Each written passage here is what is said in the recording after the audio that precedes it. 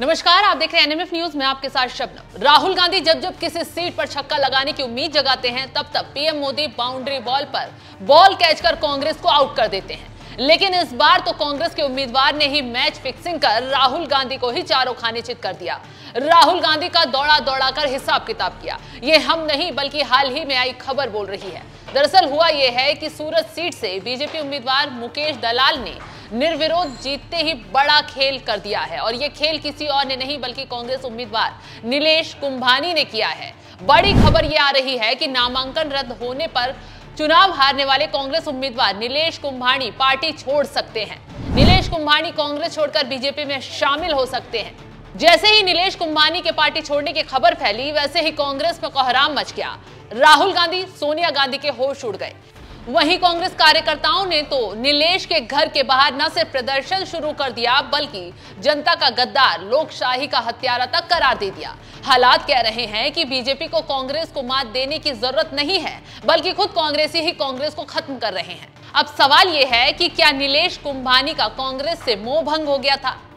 क्या अगर वो चुनाव जीत जाते तो भी कांग्रेस छोड़कर बीजेपी में जाते, या फिर नामांकन रद्द होने या कांग्रेस नेताओं के आखिरी वक्त में उन्हें धोखा देने से वो नाराज चल रहे हैं? खैर, सूरत से आई खबर ने दिल्ली में बैठे आलाकमान को बेहोश कर दिया है। खैर, सूरत सीट पर कैसे कांग्रेस का गेम बिगड़ गया, तो चलिए विस्तार से पूरी कहानी समझाते हैं। सूरत सीट से बीजेपी उम्मीदवार मुकेश दलाल निर्विरोध चुनाव जीत गए। कांग्रेस के उम्मीदवार नीलेश कुंभानी का नामांकन रिटर्निंग ऑफिसर ने रद्द कर दिया था। नीलेश कुंभानी के प्रस्तावकों के हस्ताक्षर में गड़बड़ियां पाए जाने के बाद नामांकन रद्द किया गया। कांग्रेस उम्मीदवार का नामांकन रद्द होते ही 8 उम्मीदवारों ने अपनी उम्मीदवारी भी वापस ले ली थी। इसी वजह से बीजेपी उम्मीदवार मुकेश दलाल निर्विरोध चुनाव जीत गए। चुनाव आयोग ने मुकेश दलाल को जीत का सर्टिफिकेट भी जारी कर दिया है। बता दें कि सूरत लोकसभा सीट पर 1989 से ही बीजेपी का कब्जा रहा है और इससे पहले पूर्व प्रधानमंत्री मोरारजी देसाई यहां से 5 बार सांसद रह चुके हैं।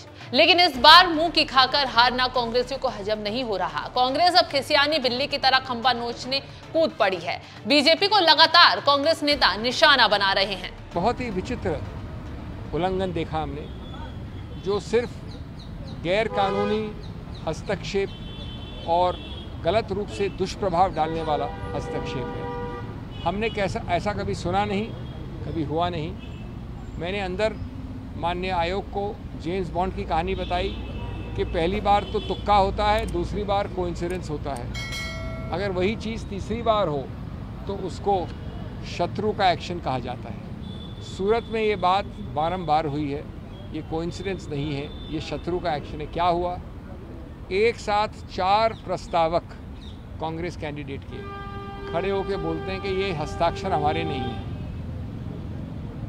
चुनाव के एक दिन पहले ये कहा जाता है।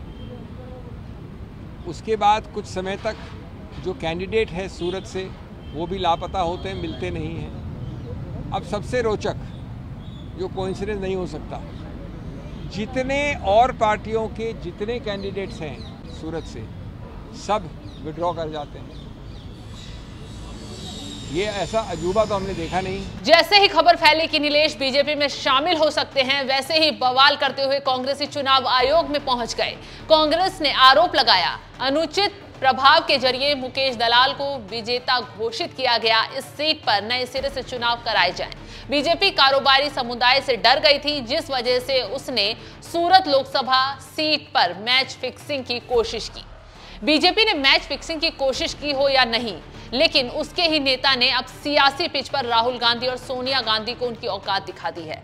खैर, अब पछताए होत क्या जब चिड़िया चुग गई खेत। कांग्रेस के हाथ में अब ना तो सूरत में चुनाव लड़ने का मौका बचा है और ना ही अपने नेता। अब बीजेपी को घेरने उतरी कांग्रेस को नवनिर्वाचित सांसद से ही तगड़ा जवाब मिल गया है। भारतीय जनता पार्टी कांग्रेस को, देश को कांग्रेस मुक्त बनाना चाहती है और इनकी शुरुआत सूरत सिटी ने बहुत पहले कर दी थी। पार्षद 0, एमएलए 0, एमपी 0 और अब तो उम्मीदवार भी 0। खैर, अब जल्द ही नीलेश कुंभानी बीजेपी का रुख कर कांग्रेस के जख्मों को गहरा करने की तैयारी में जुट गए हैं। दूसरी तरफ कांग्रेस ने चुनाव आयोग पहुंचकर शिकायत तो की है, लेकिन अब देखना यह होगा कि चुनाव आयोग आगे क्या फैसला लेता है। क्या कांग्रेस को राहत मिलेगी या और बड़ा झटका लग सकता है? तो इस खबर पर आपकी राय क्या है, हमें कमेंट कर जरूर बताएं।